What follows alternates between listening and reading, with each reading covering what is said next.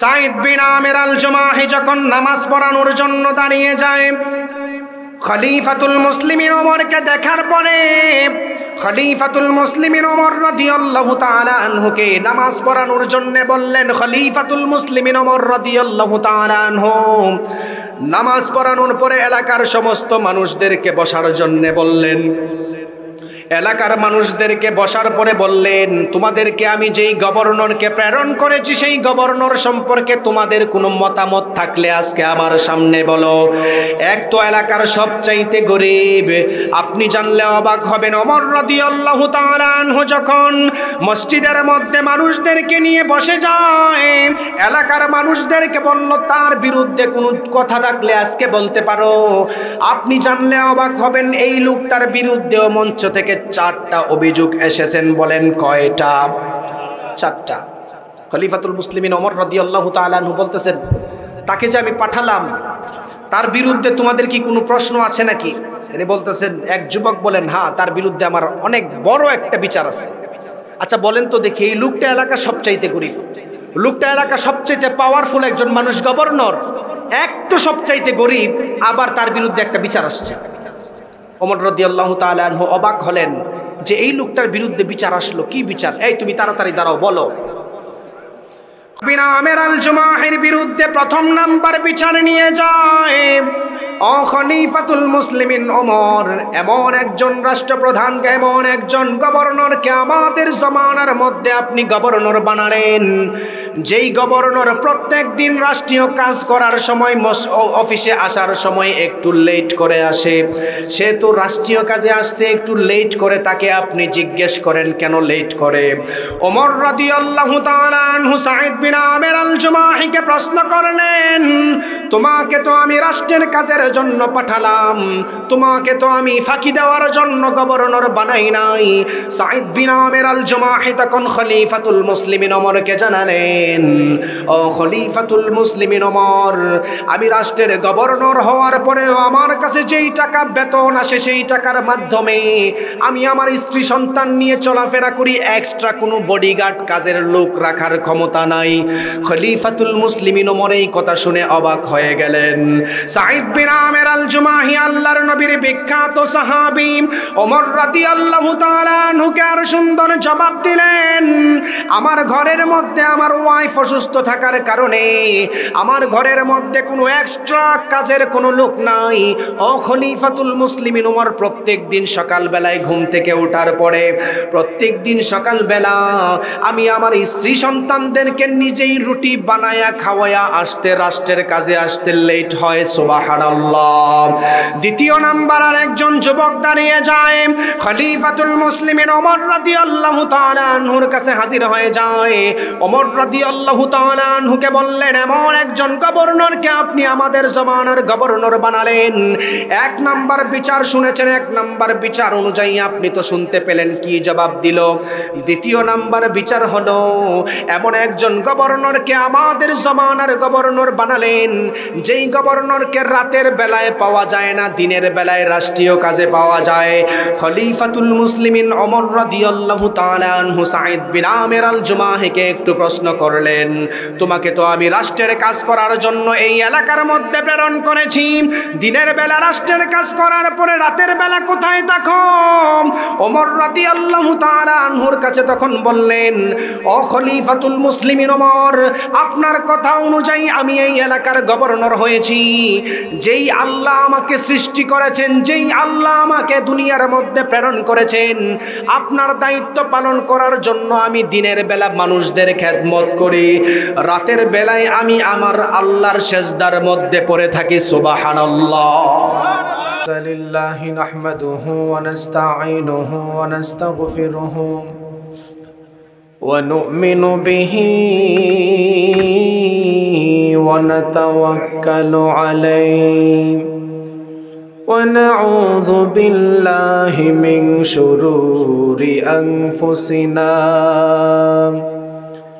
ومن سيئات أعمالنا من يهده الله فلا مضل له ومن يضلل فلا هادي له أي فلن تجد له وليا مرشدا ونشهد أن لا إله إلا الله وحده لا شريك له والذي لا ضد له ولا ند له لا مثل له ولا مثيل له ولا كفيل له لا شبه له ولا شبيه له لا ولد له ولا والد له وهو الواحد الفرد الصمد لم يلد ولم يولد ولم يكن له كفوا أحد ونشهد أن سيدنا ونبينا وبشيرنا ومولانا محمدا عبد الله ورسوله أرسله بالحق بشيرا ونذيرا وداعيا إلى الله بإذنه وسراجا منيرا أما بعد فقد قال الله تعالى في كلامه المجيد وفي فرقانه الحميد أعوذ بالله من الشيطان الرجيم بسم الله الرحمن الرحيم إن الله وملائكته يصلون على النبي يا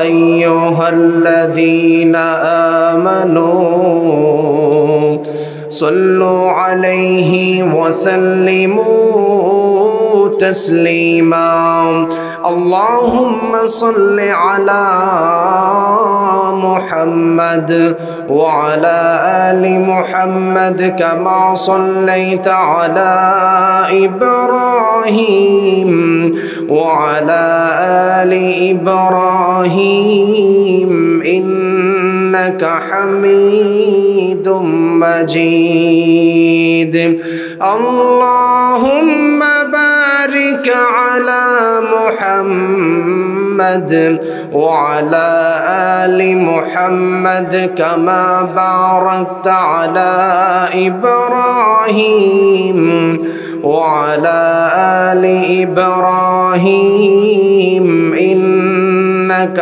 حميد مجيد ربي زدني علما ربي زدني علما ربي اشرح لي صدري ويسر لي أمري واحلل عقدة من لساني يفقه قولي الله يا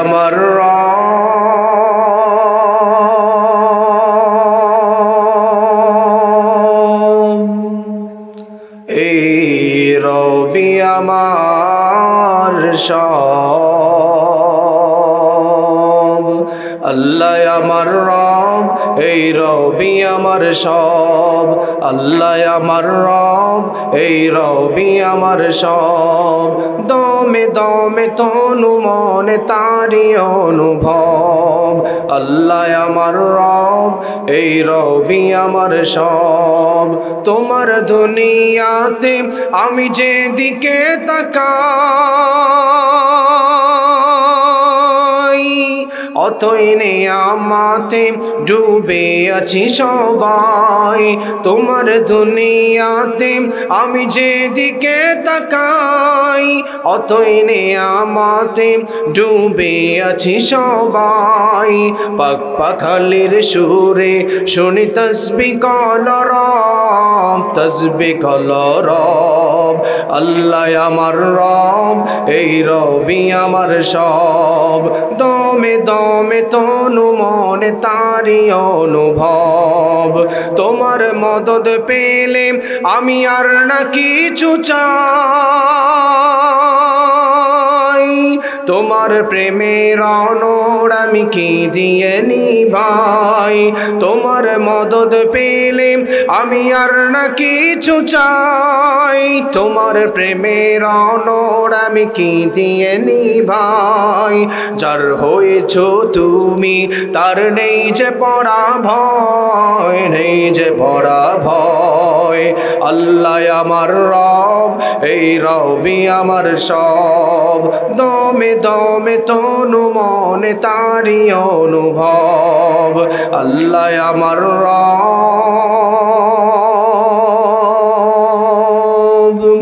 এই রবি আমার সব। আলহামদুলিল্লাহ। ঐতিহ্যবাহী জগন্নাথপুর পঞ্চগ্রাম ইসলামী সমাজ কল্যাণ পরিষদের উদ্যোগে আয়োজিত আজকের এই তাফসীরুল কোরআন মাহফিলের সম্মানিত প্রধান অতিথি, সম্মানিত সভাপতি সাহেব, উপস্থিত আছেন আল্লাহর দিন প্রিয়, কোরআন প্রিয়, ইসলাম প্রিয় যুবক ভাইরা, পর্দার অন্তরালের মা ও বোনেরা। আল্লাহ রব্বুল আলামিন আমাদের যাদেরকে সমস্ত ফিতনা ফাসাদ থেকে বাছাই করে, সমস্ত কাজ থেকে ফারেক করে এই তাফসীরুল কোরআন মাহফিলে আসার বসার সুযোগ দিয়েছেন, এজন্য সবাই শুকরিয়া তান বলি আলহামদুলিল্লাহ। আরও আওয়াজটাকে উঁচু করে বলি আলহামদুলিল্লাহ। যেই সমস্ত মানুষকে আল্লাহ তাআলা ভালোবাসেন, যেই সমস্ত মানুষকে আল্লাহ তাআলা নিজের দ্বীনের জন্য কবুল করেন, আল্লাহ রব্বুল আলামিন তাদেরকে দ্বীনের কাজের সাথে লিপ্ত রাখেন। সুবহানাল্লাহ পড়েন। আপনি তাফসীরুল কোরআন মাহফিলে বসেছেন, এর মানে এই নয় নিজের শক্তিতে এসেছেন। মনে রাখবেন, আল্লাহ রব্বুল আলামিন যাদেরকে মহব্বত করেন, যাদেরকে ভালোবাসেন, যাদেরকে আল্লাহ তাআলা কবুল করেছেন, তারাই তাফসীরুল কোরআন মাহফিলে বসার সুযোগ পেয়েছেন। নিজের শক্তিতে কেউ আসতে পারে নাই, ঠিক কিনা বলেন? কারণ এখনো পর্যন্ত আমি দেখে আসলাম মানুষ এদিক সেদিক বিচ্ছিন্ন অবস্থায়, বিক্ষিপ্ত অবস্থায় এখনো ঘোরাফেরা করতেছেন। তো এরই মধ্যখানে আমরা যারা তাফসীরুল কোরআন মাহফিলে বসে গিয়েছি, আল্লাহ তাআলা আমাদের জিন্দেগির সমস্ত গুনাহগুলি মাফ করে দেন, আমিন। আমি আপনাদের সামনে ভূমিকা লম্বা করব না, আমি আপনাদের সামনে আমার আলোচনাতে চলে যাব। আমি আপনাদের সামনে একটি নির্দিষ্ট বিষয় নিয়ে আলোচনা করব। যেহেতু এখানে অনেক যুবক ভাইদেরকে আমরা দেখতে পাচ্ছি, ওলামায়ে কেরামরা প্রোগ্রামে আছেন, দায়িত্বশীলরা প্রোগ্রামে আছেন, সেদিকে লক্ষ্য করেই আপনাদের সামনে আল্লাহর নবী সাল্লাল্লাহু আলাইহি ওয়াসাল্লামের বিখ্যাত একটি হাদিসকে সামনে ধরে বর্তমান জামানার প্রেক্ষাপট নিয়ে কিছু কথা বলবো। বর্তমান জামানাতে আল্লাহর নবী বলেছেন, সায়াতি আলান নাসি জামান, এমন একটা জামানার মধ্যে উম্মত উপনীত হয়ে যাবে যেই জামানার মধ্যে লা ইয়াবকা মিনাল ইসলামি ইল্লা ইসমুহু, ইসলাম শুধু নামে থাকবে, ইসলাম কাজে থাকবে না, ঠিক কিনা বলেন? আমাদের সমাজে আপনি তাকায়া দেখেন, ইসলাম এখন শুধু নামে আছে, ইসলাম কাজে নাই। আল্লাহর নবী বলেন, লা ইয়াবকা মিনাল কুরআনি ইল্লা রাসমুহু, কোরআন শুধু নামে থাকবে, অক্ষরে থাকবে, কোরআনের রসম থাকবে, কোরআনের আইন সমাজের মধ্যে থাকবে না। আপনি আপনার বাস্তব জিন্দেগির দিকে তাকান, আপনি রাষ্ট্রীয় জিন্দেগির দিকে তাকান, আপনি আপনার পারিবারিক জিন্দেগির দিকে তাকান, দেখবেন সেখানের মধ্যে কোরআনের কোনো আইন নাই, ঠিক কিনা বলেন? আল্লাহর নবী বলেছেন, যখন উম্মতের মধ্যে জামানার মধ্যে লা ইয়াবকা মিনাল ইসলামি ইল্লা ইসমুহু ওয়া লা ইয়াবকা মিনাল কুরআনি ইল্লা রাসমুহু, এই জিনিসগুলি যখন সমাজের মধ্যে বাড়তে থাকবে, উম্মত তখন ধ্বংস হয়ে যাবে। আপনি চিন্তা করেন, আমরা ধ্বংসের মুখে আছি। কিভাবে ধ্বংসের মুখে? আমার আলোচনা একটু একাডেমিক স্টাইলে হবে, আপনার একটু বুঝতে হবে, বসতে হবে। প্রথম দিক দিয়ে যদি বুঝেন, পুরা আলোচনার ফিনিশিং টেনে উঠতে পারবেন। আমাদের সমাজের মানুষ রাসূল সাল্লাল্লাহু আলাইহি ওয়াসাল্লামের হাদিস অনুযায়ী লা ইয়াবকা মিনাল ইসলামি ইল্লা ইসমুহু কেন বললাম? আপনি চিন্তা করেন, এখনের সমাজের মানুষ নিজের সন্তানদেরকে রাসূল সাল্লাল্লাহু আলাইহি ওয়াসাল্লামের সিরত পড়াতে চায় না, ঠিক কিনা বলেন? এখনের সন্তান, এখনের মানুষগুলি একটু হাই ক্লাসওয়ালা মানুষ হলে, হাই স্ট্যান্ডার্ডওয়ালা মানুষ হলে তারা তাদের সন্তানকে কোরআন শিক্ষা দিতে চায় না। তারা তাদের সন্তানদেরকে ইসলামের সাথে সম্পৃক্ত থাকতে চায় না। তারা তাদের সন্তানদেরকে ইহুদি, খ্রিস্টান, নাস্তিকদের কালচারের মধ্যে বড় করতে চায়। আমাদের সমাজে এরকম মানুষ আছে না নাই? আছে। আপনি যেই খ্রিস্টান, যেই ইহুদিদের পাল্লায় পড়ে নিজের ইসলামকে আপনি বিক্রি করে দিয়েছেন, যেই ইহুদিদের, খ্রিস্টানদের কালচারে পড়ে আপনি রাসূল সাল্লাল্লাহু আলাইহি ওয়াসাল্লামের সিরতকে আপনার সন্তানকে পড়াতে চান না, আপনি জানলে অবাক হবেন। খ্রিস্টান ধর্ম বলেন, ইহুদি ধর্ম বলেন, অন্যান্য ধর্ম বলেন, তারা এখনো পর্যন্ত রাসূল সাল্লাল্লাহু আলাইহি ওয়াসাল্লামের সিরাত পড়ে নিজের জিন্দেগিতে ভুল ধরতে পেরে প্রতিনিয়ত তারা মুসলিম ধর্ম গ্রহণ করতেছেন। সুবহানাল্লাহ। সারা পৃথিবীতে কনভার্টেড মুসলমানের রেটিং এখন খুব বেড়ে গিয়েছে। যেই কথা বলতেছিলাম, আমাদের সন্তানদেরকে আমরা ইসলাম শিক্ষা দিতে চাই না, নবীর সিরত শিক্ষা দিতে চাই না। আপনি জানলে অবাক হবেন, খ্রিস্টান ধর্মের একজন অন্যতম ব্যক্তি মাইকেল এইচ হার্ট, উনি একটি বই লিখেছেন, সারা পৃথিবীতে যারা দাপিয়ে বেড়ায় 100 মনীষীর জিন্দেগি, the 100 ranking of the most influential personality in the world. উনি বইটি লিখেছেন সারা পৃথিবীতে যারা 100 মহামানুষ আছে তাদের জিন্দেগি নিয়ে। খ্রিস্টান ধর্মের একজন ব্যক্তি মাইকেল এইচ হার্ট বইটি লেখার ক্ষেত্রে দালাইল আমার কথা এনেছেন, আইজ্যাক নিউটনের কথা এনেছেন, আলবার্ট আইনস্টাইনের কথা এনেছেন। আপনি জানলে অবাক হবেন, the 100 ranking of the most influential personality in the world, সারা পৃথিবীর মধ্যে সবচাইতে দামি চরিত্রওয়ালা, সারা পৃথিবীর মধ্যে, দুনিয়ার মধ্যে সবচাইতে উন্নত চরিত্রওয়ালা, সারা পৃথিবীর মধ্যে সবচাইতে হাই ক্লাসওয়ালা চরিত্রওয়ালা যদি কেউ থাকেন, একমাত্র মুসলিম ধর্মের নবী মুহাম্মদুর রাসূলুল্লাহ সাল্লাল্লাহু আলাইহি ওয়াসাল্লাম। উনি বইটি লিখেছেন 100 মনীষীর জিন্দেগি তোলার ক্ষেত্রে সর্বপ্রথম আমাদের পেয়ারা নবী মুহাম্মদুর রাসূলুল্লাহ সাল্লাল্লাহু আলাইহি ওয়াসাল্লামের জীবনীকে প্রথমে এনেছেন। সুবহানাল্লাহ।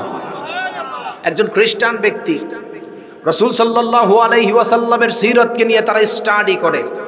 যেই কথা বলতেছিলাম, আল্লাহর নবীর কাছে সাহাবায়ে কেরাম বিভিন্ন সময় উপস্থিত হতেন, উপস্থিত হয়ে বলতেন, ইয়া রাসূলুল্লাহ। বিভিন্ন কাফের মুশরিকরা উপস্থিত হতো, বলতো যে নবী মুহাম্মদ সাল্লাল্লাহু আলাইহি ওয়াসাল্লাম, আপনি বলেন তো দেখি কিয়ামত কবে হবে? আমাদের সমাজে কিছু মানুষ আছে, দেখবেন কিয়ামতকে বিশ্বাস করতে চায় না, এমন আছে না নাই? আছে। আমাদের উলামায়ে কেরামরা যখন বয়ান করে, কিছু সেকুলারিজম মুসলিম আছে, নামে মুসলমান কিন্তু আকীদা সেকুলারিজম, তারা কিয়ামতকে বিশ্বাস করতে চায় না। উলামায়ে কেরাম যখন মসজিদের মিম্বরের মধ্যে বসে কিয়ামতের সম্পর্কে কথা বলে, আল্লাহর নবী সাল্লাল্লাহু আলাইহি ওয়াসাল্লামের ১৫০০ বছর আগের হাদিসগুলি যখন উম্মতের সামনে তুলে ধরে, কিছু মানুষ আছে এগুলা মানতে চায় না, নাসার কথা মানে, ঠিক কিনা বলেন? আপনি জানলে অবাক হবেন, মানুষরা এসে রাসূল সাল্লাল্লাহু আলাইহি ওয়াসাল্লামের কাছে প্রশ্ন করতেন, আপনি বলেন তো দেখি কিয়ামত কবে হবে? আল্লাহর নবী বলেন, কিয়ামত কখন হবে একমাত্র জানেন আল্লাহ, কিন্তু কিয়ামত হওয়ার আগে সমাজ ব্যবস্থা, কিয়ামত হওয়ার আগে রাষ্ট্র ব্যবস্থা, কিয়ামত হওয়ার আগে পারিবারিক ব্যবস্থা ধ্বংস হয়ে যাবে। রাসূল সাল্লাল্লাহু আলাইহি ওয়াসাল্লাম যখন এই কথা বলেছেন, কিয়ামত হওয়ার আগে সমাজ ব্যবস্থা ধ্বংস হবে, রাষ্ট্র ব্যবস্থা ধ্বংস হয়ে যাবে, আপনি এই হাদিসটা শুনলে নিজের কাছে খারাপ লাগবে, মনে হবে আল্লাহর নবী হয়তো আমাদেরকে এই কথা বলে গিয়েছেন। আপনি এখন তাকায়া দেখেন আমাদের সমাজ ব্যবস্থা, রাষ্ট্র ব্যবস্থা গুমরাহির মধ্যে আছে, ঠিক কিনা বলেন? সমাজ ব্যবস্থা, রাষ্ট্র ব্যবস্থা কিভাবে ধ্বংস হবে? আল্লাহর নবীর কাছে সাহাবায়ে কেরাম এই বিষয়গুলি প্রশ্ন করেছেন আর উত্তর দিয়েছেন। আমি বলি, আপনারা শুনেন আর মিলিয়ে নেন আমাদের মধ্যে কি কি অভাব আছে। আল্লাহ রাব্বুল আলামিন কোরআন নাজিল করার মাধ্যমে দুনিয়ার মানুষদেরকে জানালেন, আমি আল্লাহ এই কোরআন নাজিল করার মাধ্যমে মানুষদেরকে দুনিয়ার মধ্যে হেদায়েতের গাইডলাইন দিয়েছি। যেই মানুষগুলি দুনিয়ার মধ্যে চলা অবস্থায় দুনিয়ার মধ্যে কোরআনকে মানবে, যেই মানুষগুলি দুনিয়ার মধ্যে চলা অবস্থায় কোরআনকে জানবে, রব্বুল আলামিন ওই মানুষদেরকে জান্নাতের ফয়সালা করে দিয়েছেন। সুবহানাল্লাহ। বিশ্বনবী সাল্লাল্লাহু আলাইহি ওয়াসাল্লামের কাছে মানুষরা এসে প্রশ্ন করত, ইয়া রাসূলুল্লাহ কিয়ামত কবে হবে? আল্লাহর নবী সাহাবায়ে কেরামদেরকে সুন্দর করে জানালেন, ও সাহাবায়ে কেরাম, কিয়ামত কবে হবে একমাত্র আল্লাহ জানে, দুনিয়ার কেউ জানে না। কিন্তু কিয়ামত হওয়ার আগে সমাজ ব্যবস্থা ধ্বংস হয়ে যাবে, রাষ্ট্রীয় ব্যবস্থা ধ্বংস হয়ে যাবে, কিয়ামত হওয়ার আগে পারিবারিক ব্যবস্থা ধ্বংস হয়ে যাবে। আল্লাহর নবীর কথা শোনার পরে সাহাবায়ে কেরাম একটু অবাক হলেন। বিশ্ব নবী সাল্লাল্লাহু আলাইহি ওয়াসাল্লাম সাহাবায়ে কেরামদেরকে এই বিষয়টা সুন্দর করে জানিয়ে দিলেন, ইযা ফাআলাত উম্মতি 15 খসলাতান হাল্লা বিহাল বালা। ও সাহাবায়ে কেরাম, আমার উম্মতের মধ্যে যখন 15টি খারাপ অভ্যাস তোমরা দেখবে, আমার উম্মতের মধ্যে যখন 15টি খারাপ অভ্যাস বিদ্যমান পেয়ে যাবে, তখন মনে করবা দুনিয়া কিয়ামত হয়ে যাবে, সমাজ ব্যবস্থা ধ্বংস হবে। সাহাবায়ে কেরাম আমার নবীকে বলল, ওয়ামা হুন্না ইয়া রাসূলুল্লাহ, সেই আলামতগুলি কি কি আপনি একটু আমাদেরকে জানায়া দেন। আপনি জানলে অবাক হবেন। 1500 বছর আগে বিশ্বনবী সাল্লাল্লাহু আলাইহি ওয়াসাল্লাম উম্মতদেরকে এই সমাজ ব্যবস্থার কথাটা মানুষদেরকে জানালেন। সমাজ ব্যবস্থা ধ্বংস হওয়ার 1 নাম্বার কারণ হলো আল্লাহর নবী সাহাবায়ে কেরামদেরকে জানালেন, ইযা কানাল মাগনামু তুওয়ালা, যখন উম্মতের মধ্যে এমন কিছু মানুষ বৃদ্ধি পাবে, এমন কিছু মানুষের বৃদ্ধি পাবে, সমাজের রাষ্ট্রীয় ক্ষমতার মধ্যে এমন কিছু মানুষ বসে যাবে যেই মানুষগুলি রাষ্ট্রের মালের কোনো হিসাব রাখবে না, যেই মানুষগুলি রাষ্ট্রের মালকে নিজের বাপ দাদার সম্পদ বলে মনে করে তারা বিদেশের মধ্যে পাচার করবে। আপনি এখন তাকায়া দেখেন আমাদের দুনিয়াতে এই রকম নজির আছে না নাই? আল্লাহর নবী 1500 বছর আগে উম্মতদেরকে জানিয়ে দিলেন, উম্মতের মধ্যে এমন কিছু রাষ্ট্র শাসক সমাজের মধ্যে উপনীত হয়ে যাবে, ইযা কানাল মাগনামু তুওয়ালা, যখন উম্মতের মধ্যে নেতাগুলি নিজের জায়গা সম্পত্তিকে, রাষ্ট্রের সম্পদকে বাপ দাদার সম্পদ বলে মনে করে নিজেরা ব্যবহার করবে, উম্মতের চিন্তা করবে না। আপনি আপনার সমাজের মধ্যে তাকায়া দেখেন, এমপি সাহেবের যদি আগে 200 কোটি টাকা থাকতো, এমপি হওয়ার পরে 2000 কোটি টাকার মালিক হয়ে যায়, এমন আছে না নাই? এমপি হওয়ার পরে 2000 কোটি টাকার মালিক। চেয়ারম্যান সাহেব হওয়ার আগে তার ঘরের মধ্যে একটা মাত্র বিল্ডিং ছিল, চেয়ারম্যান হইছে এখন ঢাকা শহরে একটা ফ্ল্যাট কিনা, একটা বাড়ি কিনা বসে থাকে, এমন আছে না নাই? আল্লাহর নবী বলতেছেন, ইযা কানাল মাগনামু তুওয়ালা, উম্মত তখন ধ্বংস হবে যেই জামানার মধ্যে রাষ্ট্রীয় ব্যবস্থা এমন খারাপ হবে, রাষ্ট্রের নেতারা দেশের সম্পদকে বাহিরের দেশে পাচার করবে, কিন্তু মানুষের চিন্তা করবে না। আপনি মিলায় দেখেন আমাদের সমাজে মিলে কিনা। রাষ্ট্র ব্যবস্থা কেমন ভাবে ধ্বংস হয়েছে এবার আপনাদেরকে আমি সুন্দর করে জানায়ে দেই। বিশ্ব নবী সাল্লাল্লাহু আলাইহি ওয়াসাল্লামের জামানায় রাষ্ট্র কেমন ভাবে চলতো,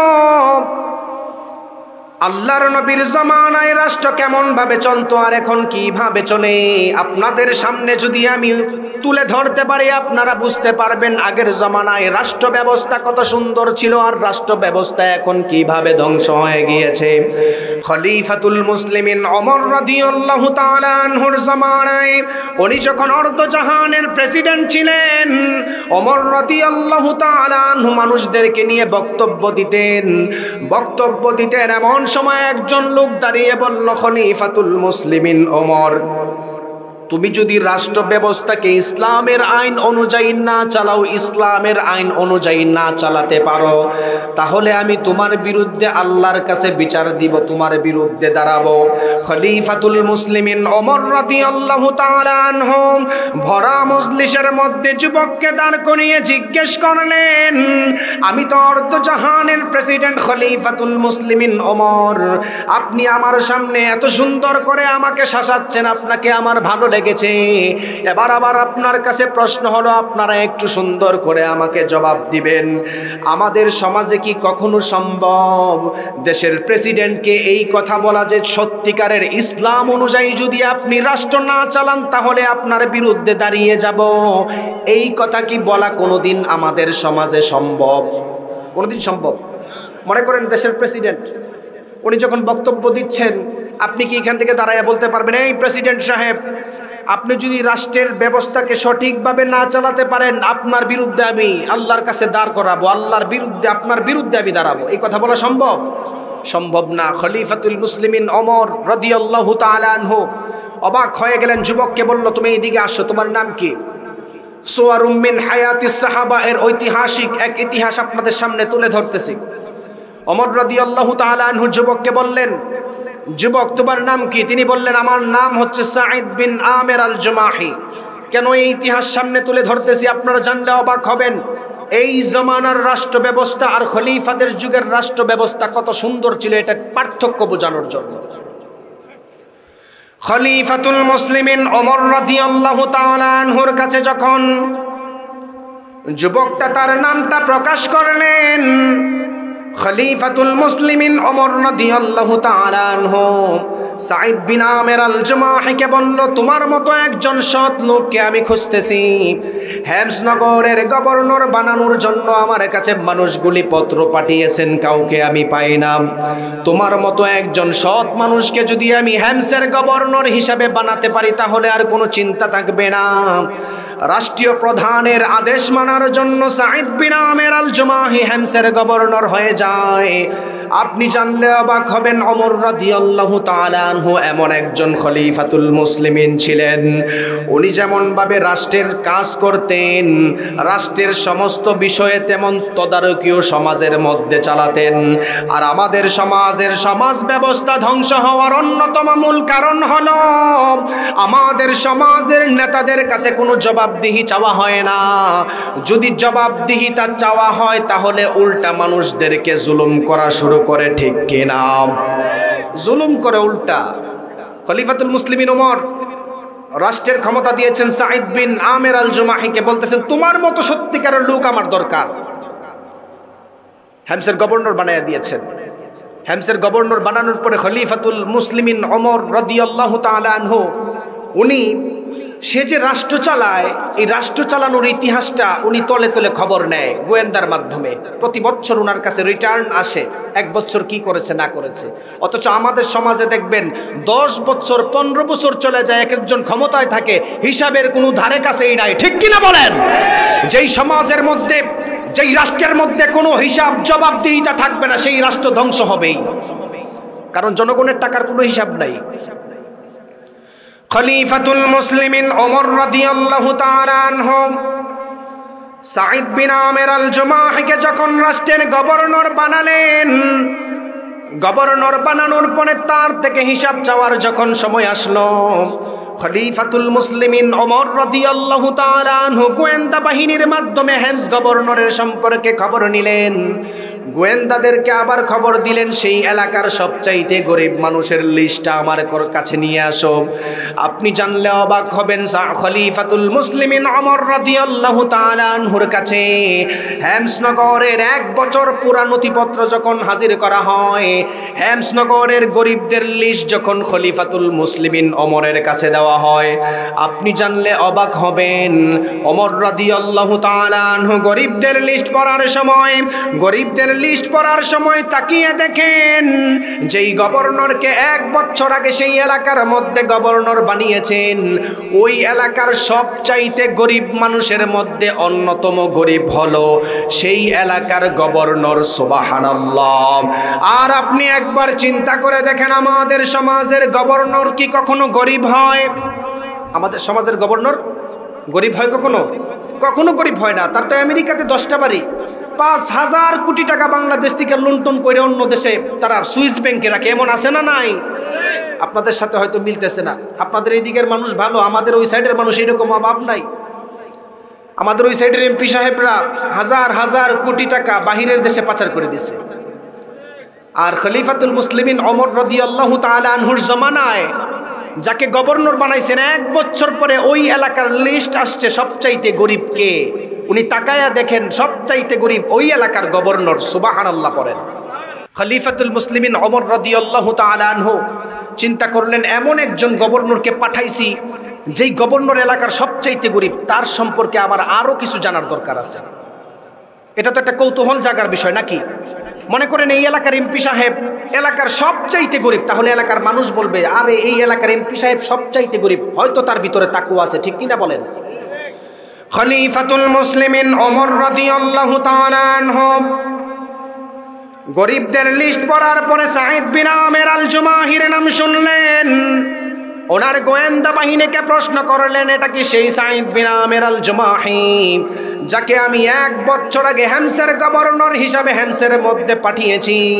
ওনার গোয়েন্দা বাহিনী সুন্দর করে মানুষদেরকে জানালেন, ও খলিফাতুল মুসলিমিন ওমর, আপনি ঠিক ধরেছেন, এটা হলো সেই হেমসের গভর্নর সাঈদ বিন আমের আল জুমাহি।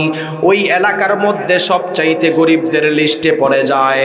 ওমর রাদিয়াল্লাহু তাআলা আনহু তখন চিন্তা করতে লাগলেন, হায়রে এই খলিফাতুল মুসলিমিন ওমর হিসাবে আমি তার জন্য কি করেছি?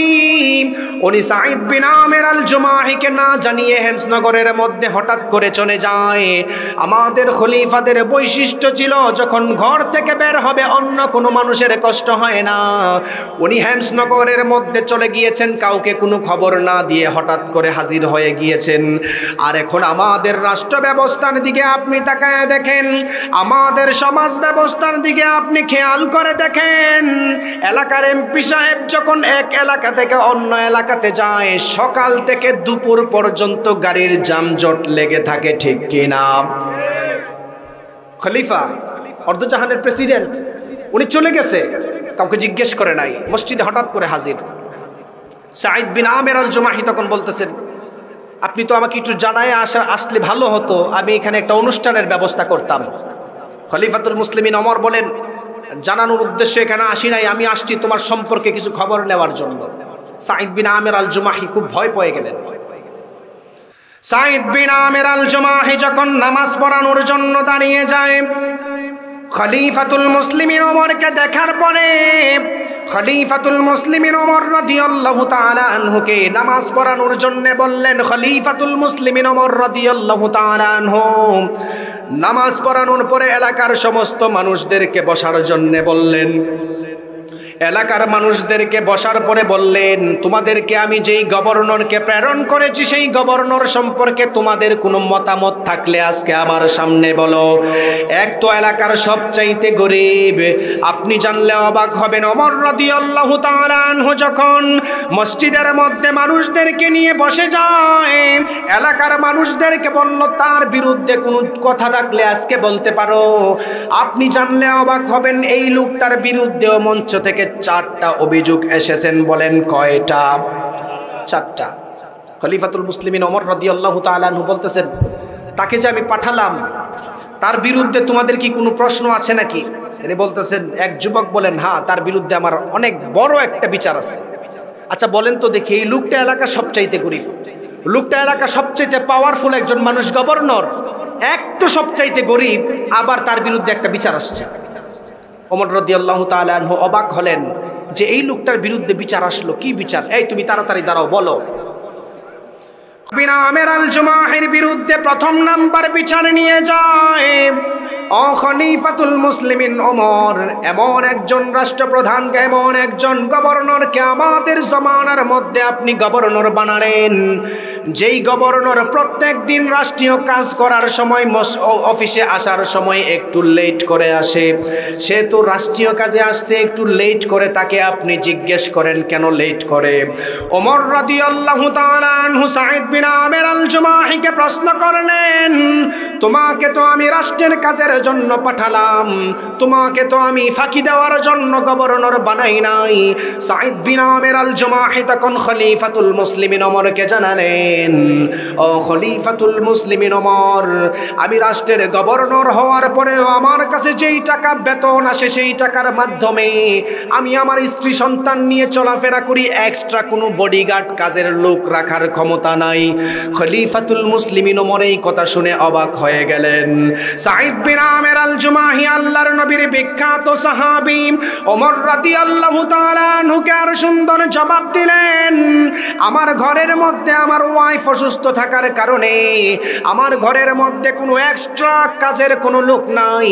ও খলিফাতুল মুসলিমিন ওমর, প্রত্যেক দিন সকালবেলায় ঘুম থেকে ওঠার পরে প্রত্যেক দিন সকালবেলা আমি আমার স্ত্রী সন্তানদেরকে নিজেই রুটি বানায়া খাওয়ায়া আসতে, রাষ্ট্রের কাজে আসতে লেট হয়। সুবহানাল্লাহ।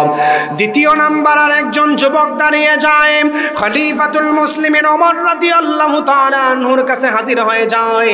ওমর রাদিয়াল্লাহু তাআলা আনহুকে বললেন, এমন একজন গভর্নরকে আপনি আমাদের জমানার গভর্নর বানালেন, এক নাম্বার বিচার শুনেছেন, এক নাম্বার বিচার অনুযায়ী আপনি তো শুনতে পেলেন কি জবাব দিল। দ্বিতীয় নাম্বার বিচার হলো, এমন একজন গভর্নরকে আমাদের জমানার গভর্নর বানালেন, যেই গভর্নরকে রাতের বেলায় পাওয়া যায় না, দিনের বেলায় রাষ্ট্রীয় কাজে পাওয়া যায়। খলিফাতুল মুসলিমিন ওমর রাদিয়াল্লাহু তাআলা আনহু সাঈদ বিন আমির আল জুমাহিকে একটু প্রশ্ন করলেন, তোমাকে তো আমি রাষ্ট্রের কাজ করার জন্য এই এলাকার মধ্যে প্রেরণ করেছি, দিনের বেলা রাষ্ট্রের কাজ করার পরে রাতের বেলা কোথায় থাকো? ওমর রাদিয়াল্লাহু তাআলা আনহুর কাছে তখন বললেন, ও খলিফাতুল মুসলিমিন ওমর, আপনার কথা অনুযায়ী আমি এই এলাকার গভর্নর হয়েছি। যেই আল্লাহ আমাকে সৃষ্টি করেছেন, যেই আল্লাহ আমাকে দুনিয়ার মধ্যে প্রেরণ করেছেন, আপনার দায়িত্ব পালন করার জন্য আমি দিনের বেলা মানুষদের খেদমত করি, রাতের বেলায় আমি আমার আল্লাহর সেজদার মধ্যে পড়ে থাকি। সুবহানাল্লাহ। রাতের বেলায় সেজদায় পড়ে থাকে একজন গভর্নর। আর আমাদের সমাজের রাষ্ট্র ব্যবস্থার দিকে তাকান, আমাদের সমাজের রাষ্ট্র ব্যবস্থায় যারা ক্ষমতায় যায় তারা ঠিক মতো সূরা ফাতিহা ঠিক মতো পড়তে পারে না, ঠিক কিনা বলেন? সংসদের মধ্যে দাঁড়ায় ঠিক মতো একটা হাদিস বলতে পারে না, সংসদের মধ্যে দাঁড়ায় একটা আয়াত শুদ্ধ করতে পারে না, তাদের মাধ্যমে মানুষ কখনো শান্তি পাবে না, ঠিক কিনা বলেন? এই সমাজ যদি শান্তি পেতে চান, এই সমাজের মধ্যে যদি আপনি শান্তি পেতে চান, এই সমাজের মধ্যে যদি আপনি শান্তি পেতে চান, ইসলামী রাষ্ট্র কায়েম করতে হবে, ঠিক কিনা বলেন? ইসলামী রাষ্ট্রের কোনো বিকল্প নাই। যেই কথা আপনাদেরকে বলি, খলিফাতুল মুসলিমিন ওমর রাদিয়াল্লাহু তাআলা আনহু তখন বলতে লাগলেন, হায় রে, তোমাকে আমি গভর্নর বানিয়েছি, তুমি রাতের বেলায় আল্লাহর সেজদায় থাকো, এখানে আর কোনো কথা হবে না। মানুষ অবাক, কি গভর্নরকে পাঠালেন? খলিফাতুল মুসলিমিন ওমর রাদিয়াল্লাহু তাআলা আনহুর কাছে তৃতীয় নাম্বার বিচার নিয়ে উম্মত দলে হাজির হয়ে যায়। যুবক যখন হাজির হয়, খলিফাতুল মুসলিমিন ওমর রাদিয়াল্লাহু তাআলা আনহুর কাছে বললেন, এমন একজন গভর্নরকে আমাদের জমানার গভর্নর আপনি পাঠালেন, এমন একজন গভর্নর বানালেন, যেই গভর্নর সপ্তাহে একদিন অনেক সময় মসজিদে আসতে একটু লেট করে ফেলে। আপনি তাকে জিজ্ঞেস করেন, খলিফা হিসেবে মসজিদে আসার লেট করা তো একটা খারাপ কাজ। খলিফাতুল মুসলিমিন ওমর রাদিয়াল্লাহু তাআলা আনহু সাঈদ বিন আমির আল জুমাহিকে প্রশ্ন করলেন, ও সাঈদ বিন আমির আল জুমাহি, তুমি জবাব দাও। আপনারা জানলে অবাক হবেন, রাষ্ট্রের একজন গভর্নর কত সুন্দর জবাব দিয়েছেন ওমর রাদিয়াল্লাহু তাআলা আনহু। মঞ্চের মধ্যে চোখ দিয়ে পানি ফেলেছেন, আর কোনো জবাবে দিতে পারে নাই। তিনি বললেন, খলিফাতুল মুসলিমিন ওমর রাদিয়াল্লাহু তাআলা আনহু, রাষ্ট্র থেকে আমাকে যেই টাকা বেতন দেওয়া হয় সেই টাকার বেতন দিয়ে এক্সট্রা কোনো কাপড় কেনার কোনো ক্ষমতা নাই, সেই টাকা দিয়ে এক্সট্রা কোনো ড্রেস আপ করার সিস্টেম তো আমার কাছে নাই। ও খলিফাতুল মুসলিমিন ওমর রাদিয়াল্লাহু তাআলা আনহু, সপ্তাহে একদিন আমার পরনের জামাটা আমি ধৌত করে দেই, শুকাতে একটু লেট হয়ে যায়। যেদিন লেট হয়ে যায় সেদিন মসজিদে যেতেও লেট হয়ে যায়। ওই যুবকটা সঙ্গে সঙ্গে বসে চোখের পানি ছেড়ে দিলেন। চতুর্থ নাম্বার, ওমর রাদিয়াল্লাহু তাআলা আনহু উম্মতদেরকে প্রশ্ন করল, সাঈদ বিন আমের আল জুমাহির বিরুদ্ধে অন্য কি কোনো কথা আছে? আপনি জানলে অবাক হবেন, এই আল্লাহর ওলির বিরুদ্ধে চতুর্থ নাম্বার আরেকজন যুবক দাঁড়িয়ে যায়। যুবক দাঁড়িয়ে বলল, খলিফাতুল মুসলিমিন ওমর, এমন একজন গভর্নরকে আমাদের জমানার গভর্নর আপনি বানালেন, যেই গভর্নর রাষ্ট্রের কাজ করার সময় হঠাৎ হঠাৎ অজ্ঞান হয়ে যায়। এটা তো মানুষদের জন্য ভালো দেখায় না। ওমর রাদিয়াল্লাহু তাআলা আনহু সাঈদ বিন আমের আল জুমাহিকে প্রশ্ন করলেন, তোমার কি ব্যক্তিগত কোনো সমস্যা থাকলে এখন মানুষদের সামনে বলো। সাঈদ বিন আমের আল জুমাহি ওমর রাদিয়াল্লাহু তাআলা আনহু সহ উপস্থিত মানুষদের কাছে একটা বিচার দিলেন। বিচার যখন দিয়েছে, এবার তুমি উত্তর শুনে নাও। ও খলিফাতুল মুসলিমিন ওমর রাদিয়াল্লাহু তাআলা আনহু, ইসলাম ধর্ম গ্রহণ করার আগে আমি একজন কাফের ছিলাম। অর্থাৎ সাঈদ বিন আমের আল জুমাহি একজন বিশিষ্ট কাফের ছিলেন। সাঈদ বিন আমের আল জুমাহি বলতেছেন, আমি কেন অজ্ঞান হই শুনেন, এর মূল কারণ আছে। আপনাদের এলাকার এমপি সাহেব যদি এই এলাকায় আসে, আসার পরে মনে করেন রাস্তার কাজ করতেছে, যেইভাবে আপনার রাস্তা ভাঙছে, হঠাৎ করে মনে করেন ওইখানে অজ্ঞান হয়ে গেছে, এটা খারাপ দেখায় না? একটা রাষ্ট্রের মানুষ এই রকম ত্রুটি থাকলে এটা খারাপ দেখায়। এলাকার মানুষ খলিফাতুল মুসলিমিন ওমর রাদিয়াল্লাহু তাআলা আনহুকে বলছেন, এটা তো তার খারাপ একটা অভ্যাস, আপনি একটু বলে দেন এটার কারণ কি। সাঈদ বিন আমের আল জুমাহি বলতেছেন, ইসলাম ধর্ম গ্রহণ করার আগে আমি একজন কাফের ছিলাম। খলিফাতুল মুসলিমিন ওমর, আমি যখন কাফের ছিলাম আমাদের ঐতিহ্য ছিল কোনো মুসলিমদেরকে যদি আমি ধরতে পারতাম, আমরা ধরতে পারতাম, খোলা ময়দানে তাদেরকে অঙ্গ কেটে কেটে হত্যা করতাম। নাউজুবিল্লাহ পড়েন। খলিফাতুল মুসলিমিন ওমর শোনেন, আমি যখন ইসলামের ছায়াতলে চলে আসি, আমি যখন গভর্নর হই, কাজ করতে থাকি, হঠাৎ করে আমার সেই ভাইয়ের কথা মনে পড়ে, খুবাইব রাদিয়াল্লাহু তাআলা আনহুর কথা। খোলা ময়দানে রাসূল সাল্লাল্লাহু আলাইহি ওয়াসাল্লামের ওপরে বিশ্বাস রাখার কারণে, ইসলামের উপর ঈমান রাখার কারণে তাকে হাত কেটে মাথা কেটে হত্যা করা যায়, ইসলাম ছাড়া হয় নাই। যখন তার কথা আমি চিন্তা করি, আমি আর আমার আবেগকে ধরতে পারি নাই, সঙ্গে সঙ্গে অজ্ঞান হয়ে যায়। মনে রাখবেন, যেই সমস্ত মানুষগুলি ইসলামের জন্য জীবন দিয়ে দেয়, যেই সমস্ত মানুষগুলি আল কোরআনের জন্য জীবন দিয়ে দেয়, যেই সমস্ত মানুষগুলি রাসূল সাল্লাল্লাহু আলাইহি ওয়াসাল্লামের জিন্দেগিকে বাস্তবায়ন করার জন্য জীবন দিয়ে দেয়, তাদের জন্য আল্লাহ তাআলা জান্নাতের পথ খোলা রেখেছেন। ঠিক কিনা বলেন? খলিফাতুল মুসলিমিন ওমর রাদিয়াল্লাহু তাআলা আনহুর কাছে উনি এক্সপ্লেইন করলেন, আমি যখন খুবাইব রাদিয়াল্লাহু তাআলা আনহুর হত্যার কথা আমার মনে হয়, আমি আমার নিজেকে আর ধরে রাখতে পারি না, আমি অজ্ঞান হয়ে যাই। খলিফাতুল মুসলিমিন ওমর সাঈদ বিন আমের আল জুমাহিকে তখন ওনার কাজের মধ্যে উনি লিপ্ত করে এলাকায় চলে যান। আপনি জানলে অবাক হবেন, খলিফাতুল মুসলিমিন ওমর রাদিয়াল্লাহু তাআলা আনহু সাঈদ বিন আমের আল জুমাহির জন্য কিছু টাকা পয়সা গিয়ে পাঠালেন। সাঈদ বিন আমের আল জুমাহি সেই টাকা পাওয়ার পরে এমন জোরে চিৎকার মারলেন, ওনার ওয়াইফ ঘর থেকে এসে বলল, আপনার খলিফা কি মারা গিয়েছে? সাঈদ বিন আমের আল জুমাহি বলল, আমার কাছে দুনিয়া এসেছে, এই দুনিয়া আমি রাখতে চাই না। সমাজের একজন গভর্নর রাষ্ট্রের টাকা পাওয়ার পরে দুনিয়া হিসাবে বিবেচনা করে আল্লাহর রাস্তায় দান করেছেন, আল্লাহর রাস্তায় দান করেছেন। আর আমাদের সমাজের রাষ্ট্র ব্যবস্থার মধ্যে যারা তাকে টাকা পয়সা পেলে আল্লাহর রাস্তায় দান করবে দূরের কথা, আল্লাহর ঘর মসজিদ মাদ্রাসা বন্ধ করার চিন্তা করে। ঠিক কিনা? আল্লাহর রাস্তা বন্ধ করে দেয়। টাকা পাঠানোর পরে বলতেছেন, এমন জোরে চিৎকার দিচ্ছেন, ওয়াইফ ঘর থেকে বের হয়েছে। বলতেছেন, আপনি এইভাবে কান্নার কারণ কি? উনি বলতেছেন, খলিফাতুল মুসলিমিন ওমর আমাকে কিছু টাকা পয়সা দিচ্ছেন। উনি তো খুশি, ওয়াইফ তো খুশি। টাকা পয়সা দিছে, একটা কাজ করেন, মাল কিনেন, সামান কিনেন, ঘরের মাল সামান কিনেন। সাঈদ বিন আমির আল জুমাহি কেমন দুনিয়া বিমুখ একজন গভর্নর ছিলেন, এটার প্রমাণ দিতে চাচ্ছি। উনি টাকা নিয়ে বলতেছেন এমন একটা ব্যবসা করতে চাই যে ব্যবসা করলে আল্লাহ আমাদেরকে জান্নাত দিবেন, তুমি কি রাজি আছো নাকি বলো? স্ত্রী বলতেছেন হ্যাঁ। তাহলে এই টাকাগুলি এলাকার সমস্ত গরিবদের মধ্যে তুমি বিতরণ করে দাও, সুবহানাল্লাহ বলেন। আর আমাদের সমাজের মানুষ নেতা হইলে বিতরণ করবে দূরের কথা, 5 ফুট যেই একটা ড্রেন থাকে, নেতা হওয়ার পরে এটাকে 2 ফুট বানায় ফেলে, 10 ফুট রাস্তাকে 3 ফুট রাস্তা বানায় ফেলে। আমাদের নেতাদের স্বভাব এইরকম, ঠিক কিনা বলেন? আপনি যদি ইসলামী রাষ্ট্র ঠিক মতো কায়েম না করতে পারেন, এই দেশের মানুষ কখনো শান্তিতে থাকতে পারবে না। এই দেশের মানুষকে যদি সত্যিকারের মুক্তি দিতে চান, এখনই সময় বাংলাদেশের মধ্যে ইসলামী রাষ্ট্র কায়েম করা, ঠিক কিনা বলেন? বিশ্বনবী সাল্লাল্লাহু আলাইহি ওয়াসাল্লামের কাছে সাহাবায়ে কেরাম হাজির হয়ে আমার নবীকে বলল, গো আল্লাহর নবী, উম্মত ধ্বংস হওয়ার 15টি খারাপ অভ্যাসের মধ্যে প্রথম অভ্যাস জানলাম। উম্মত ধ্বংস হওয়ার 3য় নাম্বার অন্যতম কারণগুলি আপনি একটু আমাদেরকে জানায়া দেন। আল্লাহর নবী সাহাবায়ে কেরামদেরকে সুন্দর করে জানালেন, উম্মত ধ্বংস হওয়ার 3য় নাম্বার অন্যতম কারণ হলো ওয়াল আমানাতু মাগনামা।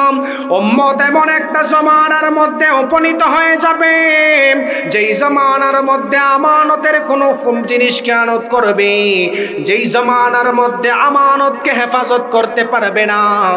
আপনি আপনার সমাজের দিকে একবার খেয়াল করে দেখেন, মানুষের কাছে যদি আপনি আমানত দেন, 1 বছর পরে আপনি সেই আমানত আর খুঁজে পাবেন না। বিশ্বনবী সাল্লাল্লাহু আলাইহি ওয়াসাল্লাম 1500 বছর আগে উম্মতদের অবস্থা সুন্দর করে জানালেন। উম্মত ধ্বংস হবে ওয়াল আমানাতু মাগনামায়ের কারণে। ওয়াল আমানাতু মাগনামায়ের ব্যাখ্যার মধ্যে আপনাদের সামনে একটা হাদিস তুলে ধরি। আব্দুল্লাহ ইবনে ওমর রাদিয়াল্লাহু তাআলা আনহু একবার মরুভূমির সফর করতে লাগলেন। মরুভূমির সফর করা অবস্থায় এক জায়গার মধ্যে তিনি স্টে করলেন, বিশ্রাম নেওয়ার জন্য স্টে করলেন। আব্দুল্লাহ ইবনে ওমর রাদিয়াল্লাহু তাআলা আনহু উনি যখন মরুভূমির মধ্যে সফর করতে করতে ক্লান্ত হয়ে যায়, এক জায়গার মধ্যে তিনি বসে রইলেন নাস্তা করার জন্য। সময় হয়ে গেল। এমন সময় দূরবর্তী এক জায়গা থেকে দেখা যায় একজন রাখাল আসতেছেন, তার সঙ্গে শতাধিক পশুপাল রয়েছে, তাকে ডাক দিয়েছেন। আব্দুল্লাহ ইবনে ওমর বলেছেন, রাখাল তুমি আমাদের সঙ্গে একটু বসে খাবার খাও, কারণ তুমি তো রাখাল মানুষ, ভালো মন্দ খাবার খেতে পারো না, তাহলে আজকে আমাদের সঙ্গে একটু ভালো মন্দ খাবার খাও। মরুভূমির রাখাল আব্দুল্লাহ ইবনে ওমর রাদিয়াল্লাহু তাআলা আনহুকে চমৎকার একটা জবাব দিয়ে সুন্দর করে জানালেন, আমি তো আপনার সঙ্গে নাস্তা গ্রহণ করতে পারবো না। আব্দুল্লাহ ইবনে ওমরকে ওই রাখাল বললেন, আমি তো রোজা রেখেছি। আব্দুল্লাহ ইবনে ওমর রাদিয়াল্লাহু তাআলা আনহু বললেন, এখন তো ফরজ রোজার মাস নয়, নফল রোজা, তোমার যদি কষ্ট হয় নফল রোজা ভেঙ্গে আমাদের সঙ্গে গোশত দিয়ে খাবার খেতে পারো। ওই রাখালটা বলল, আপনার সঙ্গে আমি এখন নাস্তায় বসতে পারবো না। আব্দুল্লাহ ইবনে ওমর রাদিয়াল্লাহু তাআলা আনহু উত্তপ্ত গরম বালির মধ্যে যখন রাখালের জবাব শুনলেন, রাখাল বলল, আমি তো শূন্য দিনের জন্য নফল রোজা রেখেছি। আব্দুল্লাহ ইবনে ওমর রাদিয়াল্লাহু তাআলা আনহু তাকে প্রশ্ন করলেন, পরীক্ষা করার জন্য প্রশ্ন করতে লাগলে, তার তাকওয়ার স্ট্যাটাস দেখার চিন্তা করলেন। তাকে বলল, তোমার কাছে শত শত পশু আছে, একটা পশু তুমি আমাদের কাছে বিক্রি করে দাও। একটা পশু যদি আমাদের কাছে বিক্রি করো, তাহলে এখান থেকে তুমি টাকা পাবে, এখান থেকে কিছু গোশত পাবে, তুমি তোমার সন্তানদেরকে নিয়ে ভালো মন্দ খেতে পারবে। রাখাল তখন আব্দুল্লাহ ইবনে ওমর রাদিয়াল্লাহু তাআলা আনহুকে বললেন, আপনি তো আমাকে বলেছেন আমার শত শত পশু থেকে একটা পশু দেওয়ার জন্য। ও যুবক ভাই, আপনাকে আমি একটা পশু দিতে পারি, একটা পশু দিতে পারি, দুনিয়ার কেউ জানবে না। আমার মালিককে যদি আমি গিয়ে বলি মরুভূমির মধ্যে শত শত পশু থেকে একটা পশু হারিয়ে গিয়েছে, আমার মালিক বিশ্বাস করবে। ও যুবক ভাই, এই মরুভূমির মধ্যে একটা নয়, তোমাকে যদি আমি 5 থেকে 10টা পশু তোমাকে আমি দিয়ে দেই, তার বিনিময়ে টাকা নেই, আমার মালিক তো এটা কোশ্চিন কালেও কখনো সম্ভব না আমার থেকে জানার জন্য। কিন্তু যুবক ভাই শুনে নাও, আমি আর তুমি যেই কনভারসেশন করতেছি, আমি আর তুমি যেই কথোপকথন করতেছি, এমন একটা জমানার মধ্যে লেভেল প্লেইং ফিল্ডের মধ্যে আল্লাহর কাছে জবাব দিতে হবে।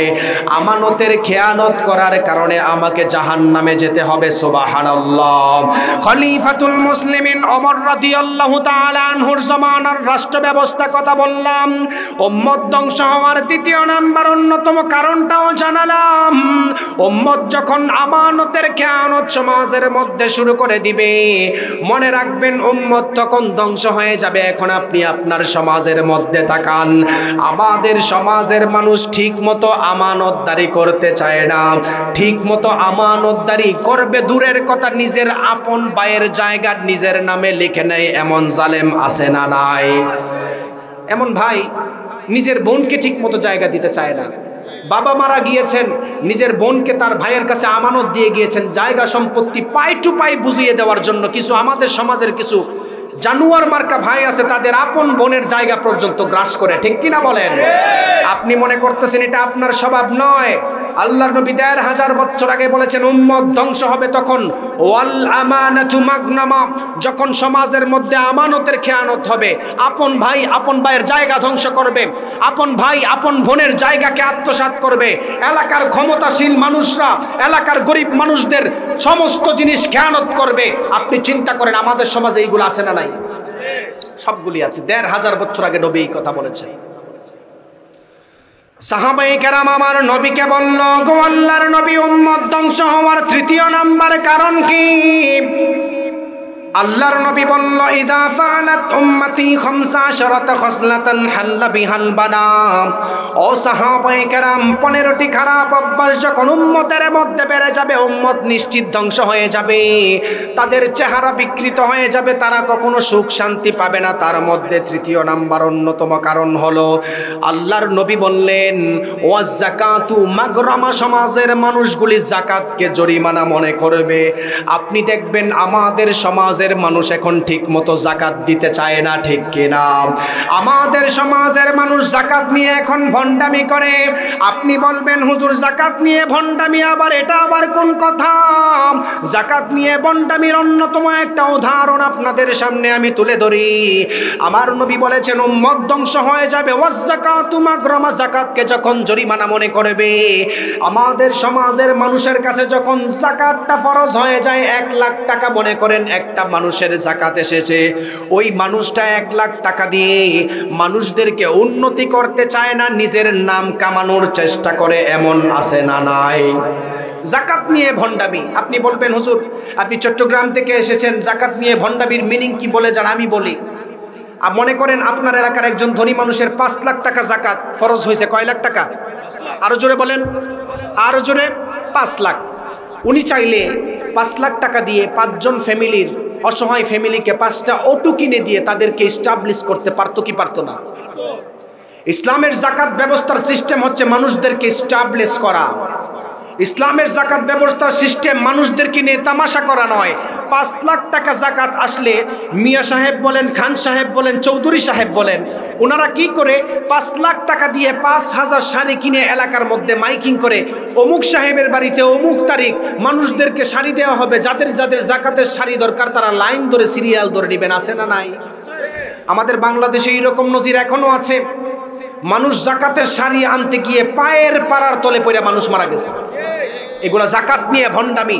আমার নবী বলেছেন শেষ জামানায় এমন একটা জামানার মধ্যে উম্মত উপনীত হবে যেই জামানার মধ্যে ওয়াজ যাকাতু মাগরামা, যাকাতকে মানুষ জরিমানা মনে করবে, ঠিকমতো যাকাত দিতে চাইবে না।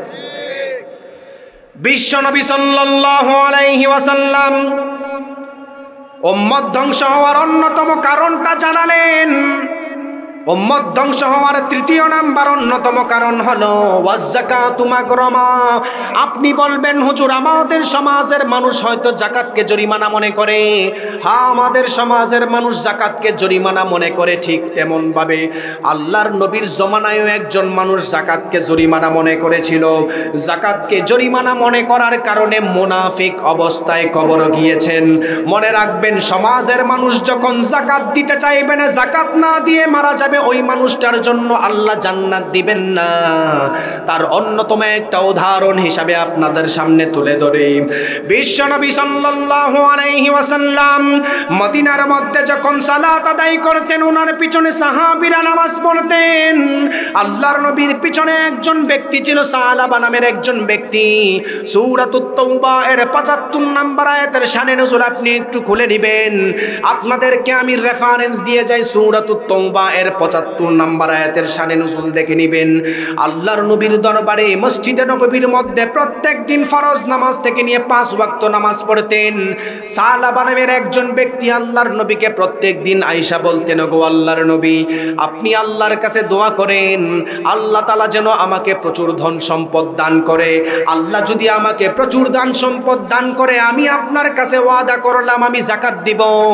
আল্লাহর নবী সাহাবাকে বলল, আমি দুনিয়ার মধ্যে বাশীরা ওয়া নাযীরা, মানুষদেরকে হেদায়েতের পথ দেখানোর জন্য এসেছি, ধন সম্পদ দেওয়ার জন্য আসি নাই।